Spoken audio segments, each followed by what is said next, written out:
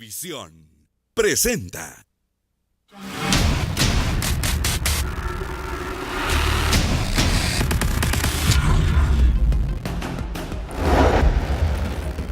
El presidente de la República pide a los guatemaltecos unir las fuerzas para sacar adelante al país.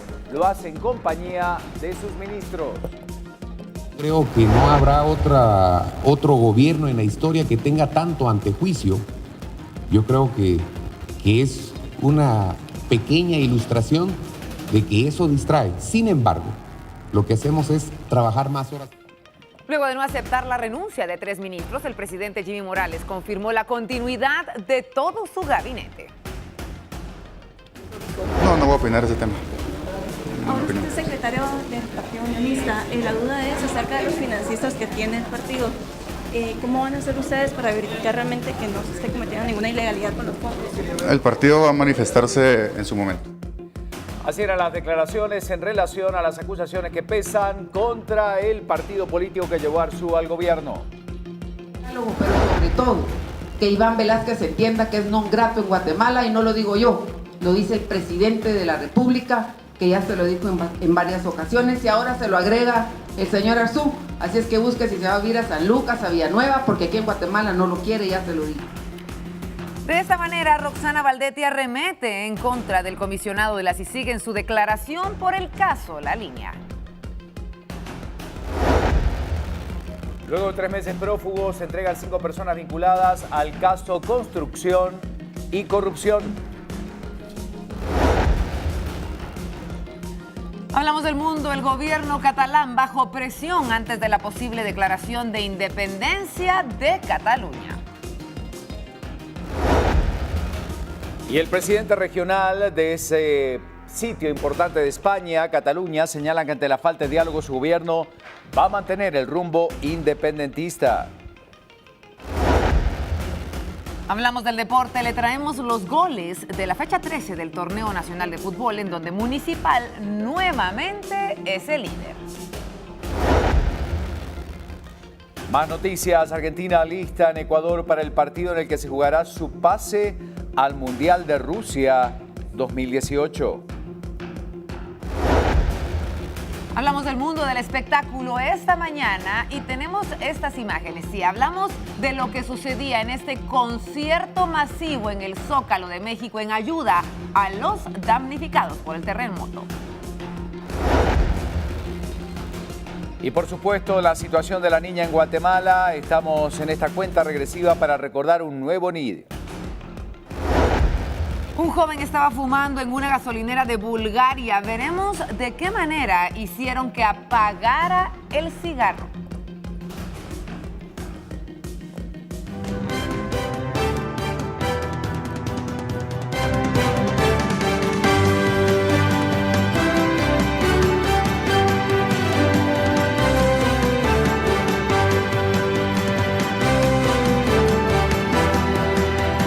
Esto es Viva la Noticia.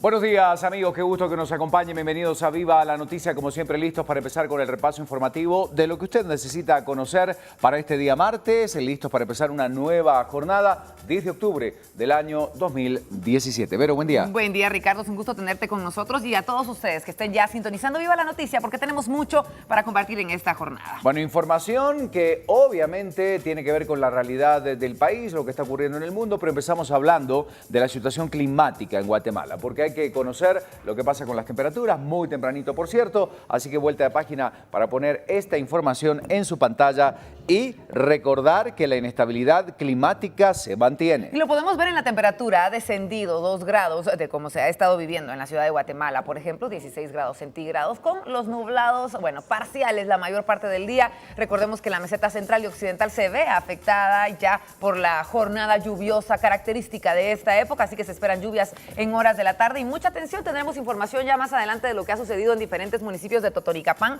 en donde se da una fuerte caída de granizo en las últimas horas. Hay que tomarlo en cuenta, por favor, porque sí, la situación de inestabilidad va a continuar. Ya le contaremos en instantes lo que va a pasar con las temperaturas. 5 de la mañana con 49 minutos. Y por supuesto que damos vuelta de página para seguir con más información. Hay otros temas importantes que debemos abordar esta mañana y esto tiene que ver con las declaraciones de Roxana Baldetti. Bueno, una jornada más que esperada por muchos, el momento en el que ella llegara a declarar siempre dentro del marco del caso La Línea. Roxana Baldetti, ex vicepresidenta de Guatemala, declaró en el juzgado B de mayor riesgo por el caso La Línea, asegurando que el MP no podrá comprobar las acusaciones en su contra y reconoció el peor error, haber contratado a Juan Carlos Monzón, quien obviamente dio a conocer todos los detalles de cómo operaba Roxana Baldetti en el caso La Línea. Y vamos a citar algunas de sus palabras. Por ejemplo, el Ministerio Público no podrá demostrar la supuesta entrega de dinero a mi persona por supuestos cobros porque jamás me entregaron nada. ¿Cómo me lo van a demostrar si no lo recibí? Yo le pido, señor juez, que detenga las medidas de coerción en mi contra, que cancele el presente proceso por la pobre investigación del Ministerio Público y por las evidentes faltas de prueba no podrán comprobar lo conducente en ningún debate oral y público. Estas fueron las palabras con las cuales ella terminó su declaración. Debemos recordar que el caso se encuentra en etapa intermedia en el que el juez Miguel Ángel Gálvez escucha la defensa de los señalados, entre los que también se encuentra el expresidente Otto Pérez Molina. Fernando Guerra, abogado de Baldetti, empezó la defensa de la exfuncionaria y argumentó que las pruebas presentadas contra la exfuncionaria se basan en informes elaborado por la Comisión Internacional contra la Impunidad en Guatemala. Baldetti reiteró que fue un error nombrar a Juan Carlos Monzón como su secretario privado y contó que él quería que lo nombrara como viceministro de Cultura y Deportes, pero que ella no quiso porque él, hablando de Monzón, es dueño de unas canchas en El Salvador y que seguramente buscaba asignarse los proyectos. Era como darle un banco de sangre a un vampiro y por eso no quise ponerlo como viceministro y se lo dije a él, detalló Baldetti. Bueno, estos eran los argumentos entonces utilizados contra toda la lista de acusaciones que pesan y la cantidad de pruebas que se han presentado contra Roxana Baldetti. Hay más de 100.000 llamadas, como se oye, eso, señor juez, pero solo en una se escucha mi voz y fue por un caso fortuito y además es ilegal porque cuando ellos escucharon mi voz debieron colgar porque era vicepresidenta, dice Baldetti. Bueno, ella expuso ante el juez Gálvez que cuando se enteró de que Monzón era robacarros, contrató a alguien que lo investigara porque no se dejaría llevar por chismes y reconoció que es una persona muy bien articulada porque no le encontraron antecedentes penales. Bueno, en instantes usted va a escuchar parte de lo que decía Roxana Baldetti en relación al caso de La Línea, uno de los tantos casos por los que está acusada, porque recordemos que también hay otros que están en plena investigación y en los que estaría implicada de acuerdo a las denuncias que se han realizado contra ella. Y siguiendo con la información a esta hora, pues la continuidad de los ministros después de lo que había ocurrido con la presentación de la renuncia de 3 integrantes del gabinete del presidente de la República. Jimmy Morales, presidente de Guatemala, informa que no aceptará las renuncias de los ministros de Gobernación, Finanzas y Trabajos presentadas en septiembre último. El mandatario se refirió a la continuidad de su gabinete durante una conferencia a la prensa en la que detalló las condiciones en las que se encuentra el país debido a las lluvias de las últimas semanas. Le queremos comentar que Ana Leticia Teleguario, ministra de Trabajo, Francisco Rivas, ministro de Gobernación, y el ministro de Finanzas, Julio Héctor Estrada, seguirán en el gabinete de Morales, a pesar de que presentaron sus renuncias a los cargos el 19 de septiembre debido a la crisis política de este mandatario. El presidente puede o no aceptar renuncias. El presidente tiene la autoridad y no las acepta. Se confirma todo el gabinete en continuidad. Es lo que aseguró el presidente Jimmy Morales. Además, señaló que seleccionó un gabinete sumamente maduro y que la elección de funcionarios se efectuó por sus capacidades, las cuales son necesarias para el país. Tenemos la capacidad de trabajar juntos y de seguir con los indicadores buenos que se traen. Yo no voy a permitir que todo el trabajo se derrumbe por nada en el mundo, dijo el mandatario. Durante la conferencia, también los ministros en cuestión respondieron interrogantes a periodistas cuyas respuestas coincidieron en que sí hubo diálogo y acuerdos con el presidente Morales. Tenemos que internalizar la decisión del presidente, así decían los ministros. Vamos a seguir en la línea que traíamos hasta ahora de seguir con la disciplina en el gasto público y la transparencia, así lo sentenciaba. Entonces, continúa el gabinete de gobierno. Bueno, y estamos, por supuesto, muy cercanos a recordar un día que es muy importante, sobre todo cuando estamos hablando de uno de los grupos más vulnerables, más golpeados y con más estadísticas de hechos lamentables en el país, Verónica. Tenemos que hablar, sí, del Día Internacional de la Niña. Y es que el 19 de diciembre del 2011, la Asamblea General de las Naciones Unidas aprobó la resolución 66-170, en la que declara el 11 de octubre, eso quiere decir mañana, como el Día Internacional de la Niña, con el objetivo de reconocer los derechos de las niñas y los problemas excepcionales que ellas confrontan en todo el mundo. Todos los días las niñas hacen frente a la discriminación y a la violencia en todo el mundo. El Día Internacional de la Niña centra la atención en la necesidad de abordar los desafíos que enfrentan las niñas y promover su empoderamiento y el cumplimiento de sus derechos humanos. Alrededor de 1.100 millones de niñas forman parte de una gran y vibrante generación mundial preparada para asumir el futuro. Como observa ONU Mujeres, la agencia de la ONU encargada de promover la igualdad de género, las niñas van al colegio, ayudan en casa, trabajan en fábricas, hacen amigas y amigos, cuidan de sus familiares mayores y menores y se preparan para asumir las responsabilidades de la vida adulta. Las niñas desempeñan diversos papeles en el hogar, la sociedad y la economía. Por tanto, su progreso no solo es bueno para ellas, también lo es para su familia, sus comunidades, las naciones del mundo. Las niñas siempre se han cambiado el mundo y esta generación puede hacerlo mejor. Sin embargo, la mayor parte de ellas están en desventaja y sufren discriminación de género. Cabe señalar que solo 2/3 de los países en desarrollo han logrado la equidad de género en la educación primaria. Nos adelantamos entonces a recordar para que usted justamente también a través de las redes pueda dejarnos comentarios. Y queremos presentarle a usted nuestra pregunta del día para que sí nos dé su opinión en torno a este tema. ¿Cómo considera que está la situación de las niñas en nuestro país? Ahí la tiene usted en pantalla. ¿Está mejorando? ¿Está empeorando? Es la posibilidad que usted tiene de poder votar en Twitter y también de dejar su comentario en redes sociales. Es importante entonces, ahí está, es la posibilidad concreta, pertenezca o no a un grupo que trabaje por el bienestar de las niñas en Guatemala, dar a conocer esta información.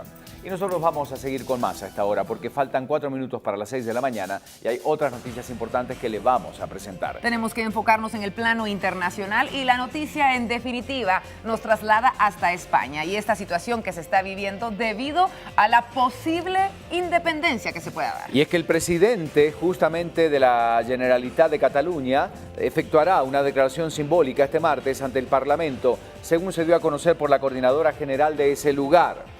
Con estas palabras, la dirigente de la formación nacionalista y eurodiputada dejó entrever que Puigdemont, compañero del partido, abordará la situación actual en Cataluña, pero no llegará a lanzar una declaración unilateral de independencia. Pascal indicaba que el presidente de la Generalitat reconocerá ante el Parlamento regional la validez del referéndum convocado el pasado 1 de octubre, aunque el gobierno español y la justicia lo ha declarado ilegal. Asimismo, recordará la Cámara de Barcelona que un alto porcentaje de catalanes votaron a favor de la independencia en la citada consulta y hablará sobre el camino que seguirá su ejecutivo para lograr la sucesión. Le queremos comentar, entre otras cosas, que el eurodiputado Ramón Tremosa espera por su parte que se aplique este martes los resultados del referéndum del 1 de octubre y proclame la declaración unilateral de independencia, aunque luego podría suspenderla durante un tiempo, siguiendo el modelo de Eslovenia, en busca del reconocimiento internacional en caso de que el Estado español no acceda a celebrar una consulta independentista acordada. Atención, Cataluña entonces bajo la presión. Seguimos con las noticias, nos vamos a Sudamérica hasta Venezuela. El domingo se vivirá una jornada intensa cuando se elijan a 23 gobernadores y definitivamente esto implica una serie de preparativos, sobre todo de seguridad por parte del ejército. Bueno, le contamos que el ministro de Defensa, Vladimir Padrino López, junto al presidente del Consejo Nacional Electoral, garantizaba una elección transparente y segura. Todo el material electoral está en los estados. El domingo estaremos dando los resultados que serán el fiel reflejo de la voluntad soberana del pueblo, expresaba Lucena durante un acto realizado en el complejo militar más grande del país. Se afirmaba que están seguros de que a partir del 16 de octubre se abrirán caminos para fortalecer la democracia de Venezuela y el proceso de diálogo con la oposición. Delegados del gobierno y la oposición se reunieron en República Dominicana en septiembre en un inicio de reuniones exploratorias. La opositora Mesa de la Unidad Democrática las congeló, asegurando que no existía una agenda clara. Lo que está ocurriendo en California obviamente preocupa y mucho, siguiendo ya con las noticias internacionales, y es este terrible incendio que se ha registrado en los últimos días en este lugar, y acá tenemos imágenes que muestran el impacto del mismo. Al menos 10 muertos, 20.000 personas evacuadas y 1.500 construcciones destruidas. Es hasta este momento el terrible saldo de la serie de incendios desatados desde el domingo por la noche en la región vinícola de California. El gobernador del estado, Jerry Brown, firmaba un decreto de emergencia para Napa, Sonoma y Yuba, los 3 condados más gravemente afectados por el total de 14 incendios que asolan a California. Por su parte, los bomberos aún no logran contener ninguno, y según el vocero de la oficina del sheriff en el condado de Mendocino, Gregory Van Patten, se esperan múltiples víctimas mortales. Este es mi barrio en llamas, completamente en llamas, se escuchaba decir entre lágrimas a Lisa O'Gorman en un video que fue subido a redes sociales y difundido por las grandes cadenas de televisión. Otro de los damnificados contó que apenas había tenido tiempo de recoger algunas cosas antes de salir de su casa. Las escuelas de los valles de Napa y de Sonoma cerraron y la señal de celular desapareció en muchos lugares. Aún no se sabe qué fue lo que comenzó el fuego, pero sí que los fuertes vientos y las altas temperaturas fueron clave para su rápida expansión. Según el Servicio Nacional Meteorológico, se tuvo viento racheado y temperaturas verdaderamente fuertes, lo que propició su propagación. Cabe señalar que el peor incendio del que se tiene registro en California también ocurrió en octubre y fue en el año 2013 en San Diego, debemos recordar, con más de 2.800 construcciones quemadas. Algo que tenemos que recordar también es en el 2007, otro fuego en el mismo condado, y el mismo mes se llevó por delante 600 casas.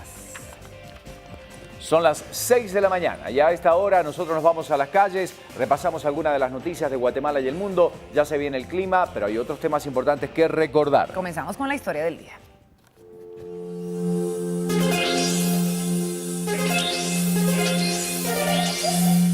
Y en esta historia del día están nuestros compañeros, pero vamos a arrancar con Alberto Cardona. Ya te vemos, Alberto, ubicado y listo para empezar con el reporte. Ricardo, muy buenos días. Importante información. En las últimas 48 horas pues, se han registrado una serie de manifestaciones a favor y en contra del alcalde capitalino Álvaro Arzú. Ayer más de 40 vendedores de la economía informal que tenían 10 años de colocar sus ventas en los alrededores del Hospital San Juan de Dios, pues de nuevo se presentaron a los alrededores de dicho centro hospitalario. Hace 2 meses ellos fueron retirados por las autoridades de abastos de la municipalidad capitalina. Han decidido nuevamente pues colocar sus ventas en este sector, aduciendo que el alcalde capitalino pues tiene que brindarles los espacios físicos para poder ellos colocar sus ventas. Esto generó la presencia de las autoridades policíacas y también de las autoridades municipales. Los vendedores nuevamente han comentado que a partir de las 6:30 de la mañana estarán colocando nuevamente sus ventas. Acá les presentamos la historia del día, parte de las peticiones que ellos han solicitado al alcalde capitalino Álvaro Arzú. Queremos trabajar.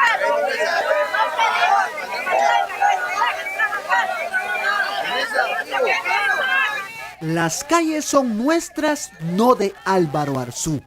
Así se refirieron varios vendedores de la economía informal que protestaron con pancartas y consignas. Los hombres y mujeres de varias edades tenían más de 10 años de vender sus productos en los alrededores del Hospital San Juan de Dios. Hace 2 meses fueron desalojados a la fuerza del área. Hoy solicitan de nuevo ser reubicados. Los agentes de PMT y de abastos de la municipalidad se presentaron a los alrededores de la consulta externa del Hospital San Juan de Dios para evitar que los vendedores colocaran de nuevo sus ventas. Mañana se tiene previsto nuevas protestas pacíficas en contra de las decisiones municipales por parte de los vendedores.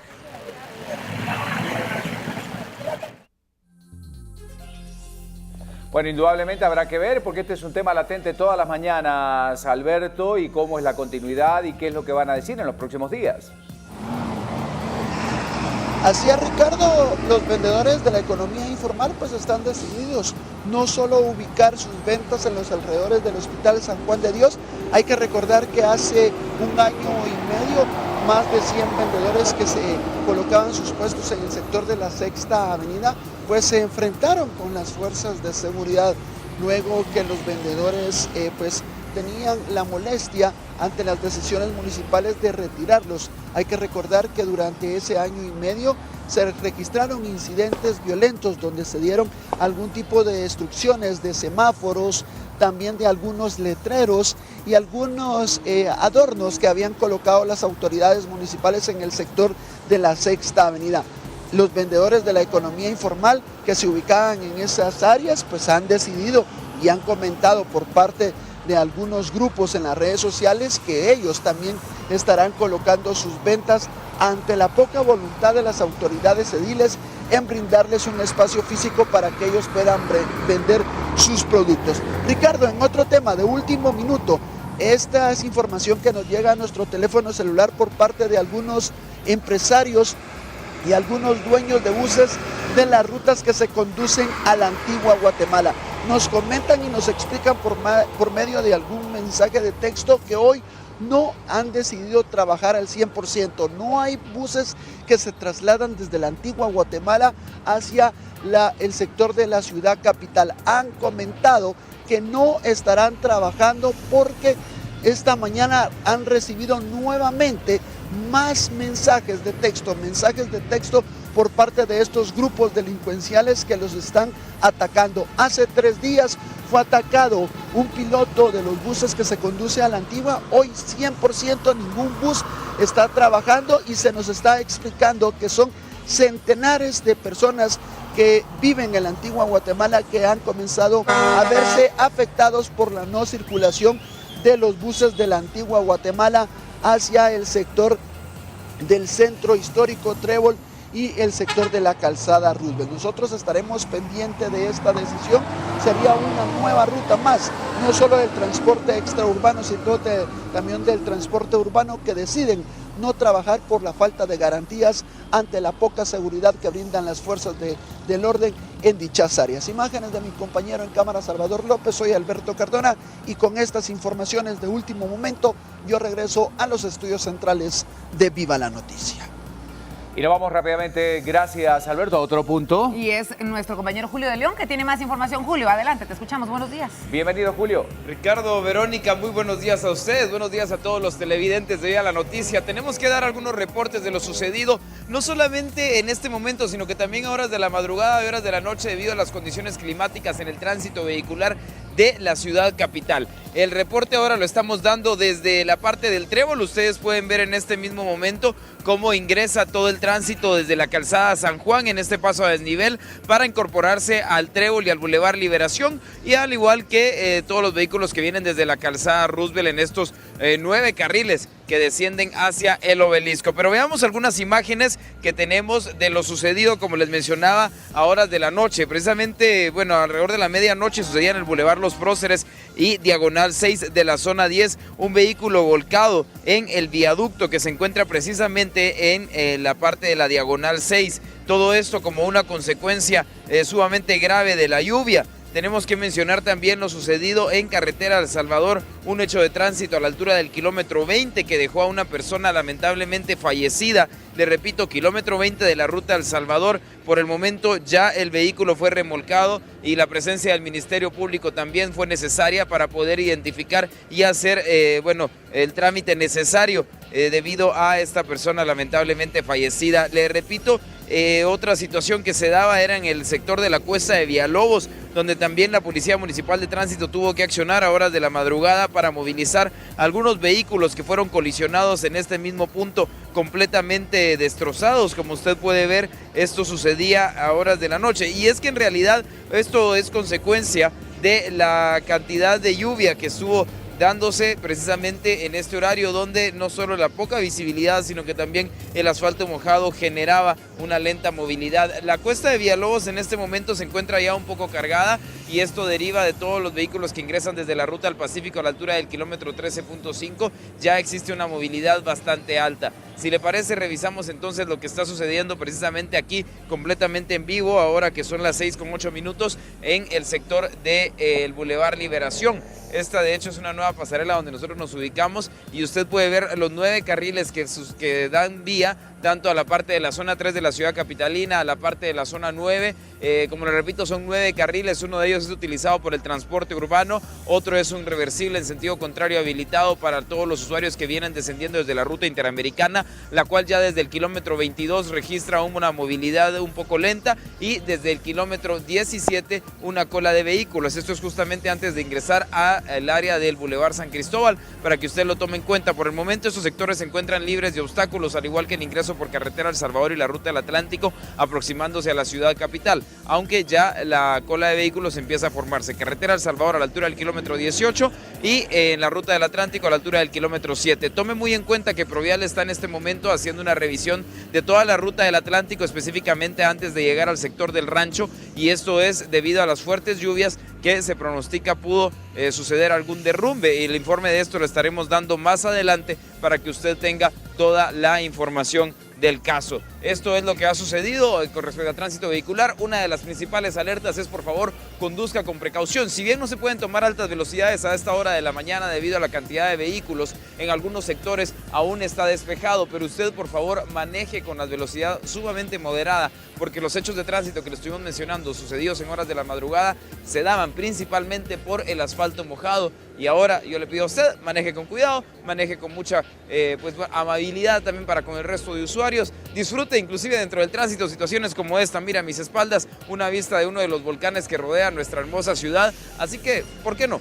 También verle este lado positivo a la situación vehicular con la que día a día nos enfrentamos. Esta es la información para amanecer en este martes. Vamos al estudio y más adelante actualizaremos desde las calles nuevamente, compañeros. Muchas gracias.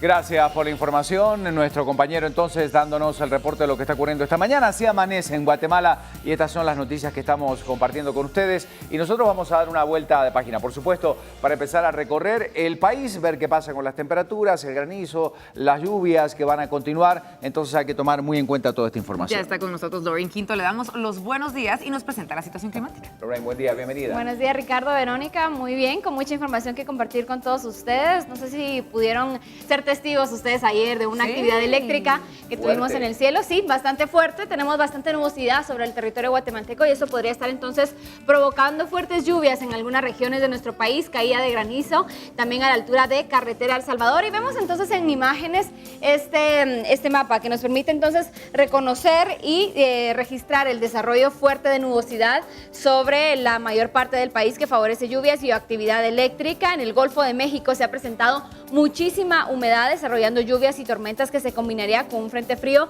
que se estaría movilizando en Texas, en el norte de los Estados Unidos. Las tormentas se han registrado en especial sobre la ciudad y Puerto Barrios y Zabal, y anoche se registraron casas inundadas en San Pedro Ayampuc. La actividad eléctrica y las lluvias van a continuar el resto de la jornada y posiblemente también para los próximos días. Vemos a continuación en pantalla más información y precisamente es acerca de la ciudad capital. Temperatura actual 16 grados centígrados, posibilidades de lluvia de un 100%. Los primeros rayos de sol empiezan a salir a partir de las 5 de la mañana con 51 minutos. Se estaría ocultando el sol a partir de las 5 de la tarde con 46 minutos. Y seguimos este recorrido para conocer entonces la información acerca de la fase lunar. Una luna menguante podríamos tener hoy con una iluminación del 76%. Y por supuesto, la recomendación del día para viviendas, que tengan especial precaución por el granizo, como les mencionábamos, el territorio en la región, por ejemplo, de Carretera El Salvador ayer se veía afectada por este granizo. Se les recomienda también a las personas estar al tanto de las recomendaciones por parte de las autoridades, con los niños, con las personas de la tercera edad y también con las mascotas que generalmente se mantienen en el exterior de la casa.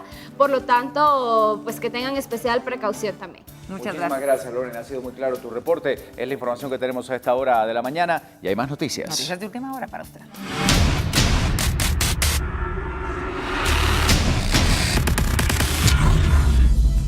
Bueno, atención porque el transporte irregular hacia Antigua Guatemala es lo que nos indica la información esta mañana y hay que tomar estos datos en cuenta. El transporte que cubre la ruta de Antigua Guatemala hacia la ciudad capital se encuentra irregular derivado a un quinto grupo que pretende extorsionar a los transportistas, quienes han decidido no circular por resguardar la vía de sus trabajadores y usuarios.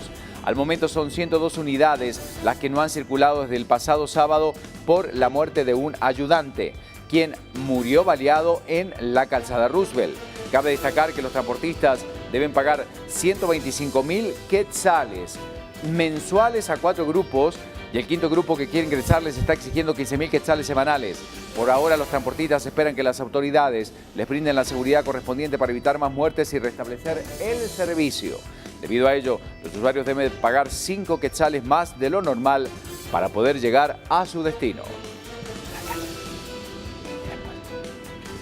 ¿Qué está pasando en las calles de Guatemala a esta hora? También se lo contamos muy temprano. Ya tiene usted entonces en esta imagen carretera El Salvador el kilómetro 9, específicamente es el que estamos tratando de ver, porque sí, había un poco de bruma en la pantalla. Usted tiene la imagen más clara a esta hora. De esta manera se comporta el tránsito. Lo que ocurre esta mañana se lo estamos mostrando. Nos vamos rápidamente a calzada Roosevelt, congestionamiento vehicular. Mañana despejada hasta el momento y la probabilidad de lluvias el resto de la jornada. Le estaremos contando más adelante qué pasa con las calles de Guatemala. Ahí tenemos otro punto. Otro sector, estamos hablando de la calle Martí, para que ustedes tomen su tiempo en consideración. Ya está habilitado el carril reversible, no hay congestionamiento por el momento. Bueno, y tenemos, por supuesto, para rematar este recorrido informativo, otro punto importante que es Cayalá, el Boulevard Rafael Andívar. Ahí lo tiene usted en pantalla, completamente expeditas ambas vías a las 6 de la mañana con 15 minutos ya.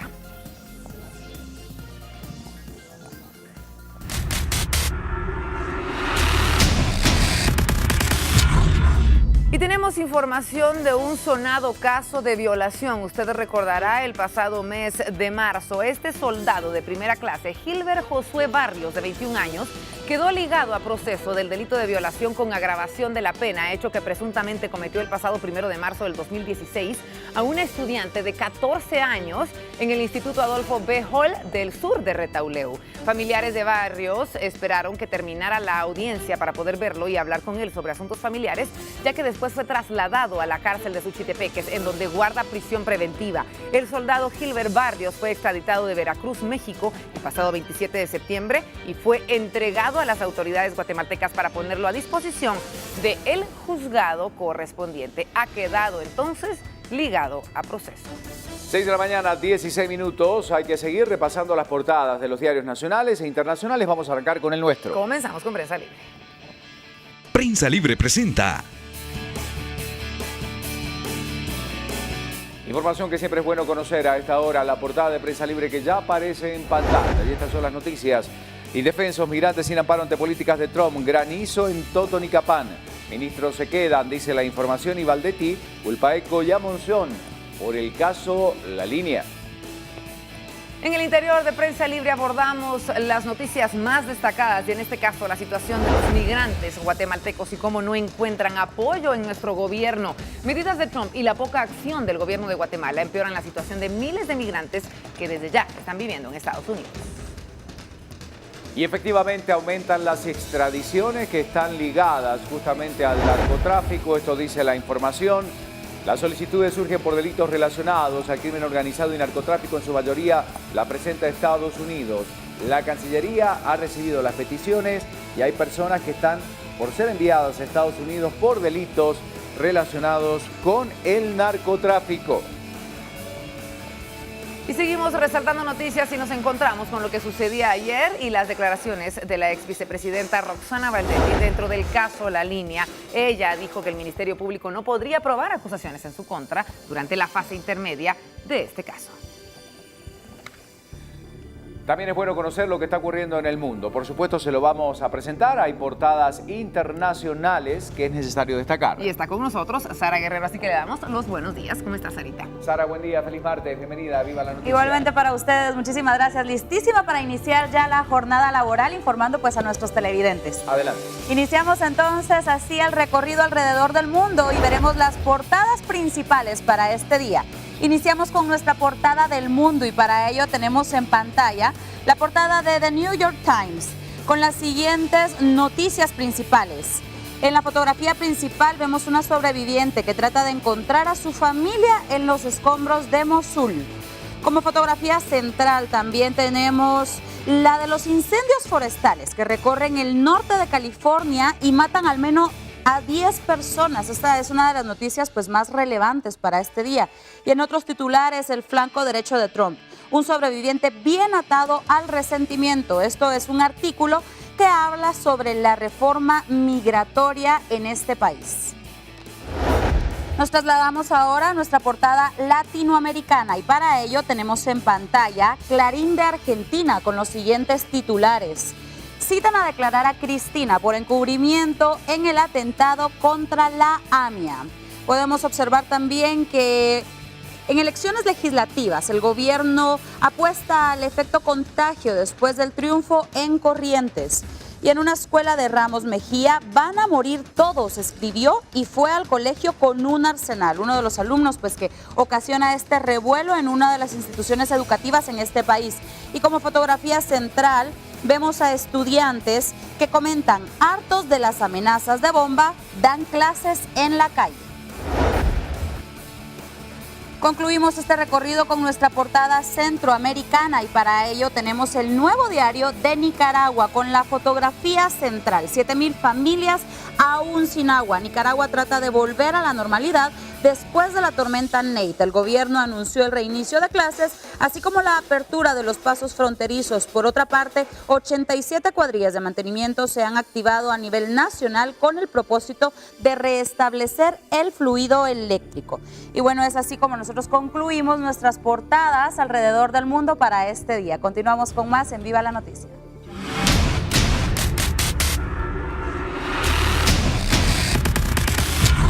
Gracias, Sara, por la información. Y esto tiene que ver muchas veces con las malas condiciones en las que trabaja la Policía Nacional Civil, que obviamente necesitan de elementos para poder resguardar a la población.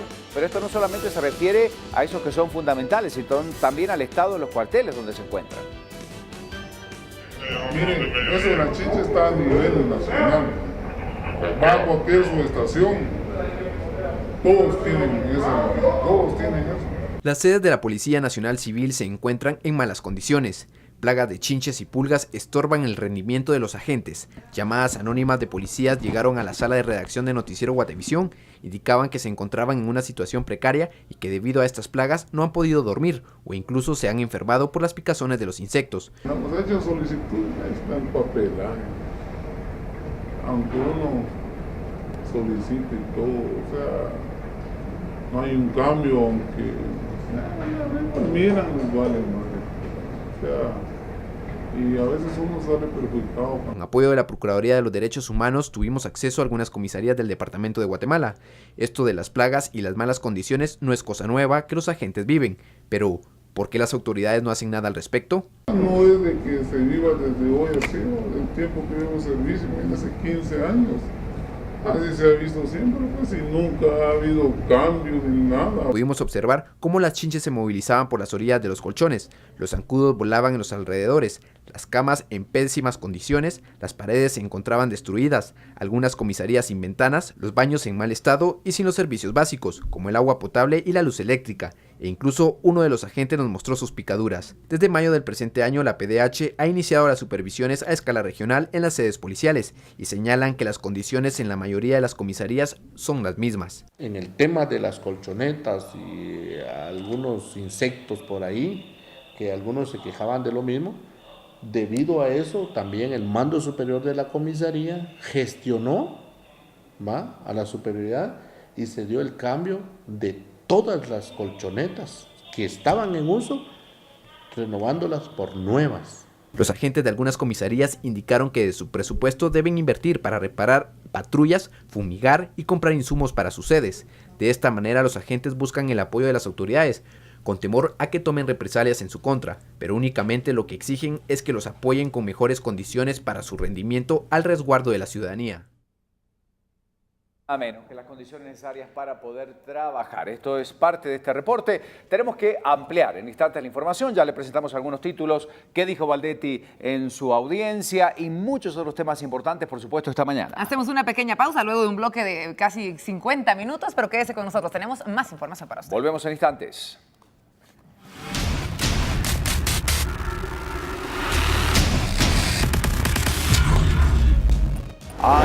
revisar lo que decía el presidente de la República y la continuidad del gabinete de gobierno. Además, Roxana Valdete apoya la decisión de declarar non grato al comisionado de la CICIG.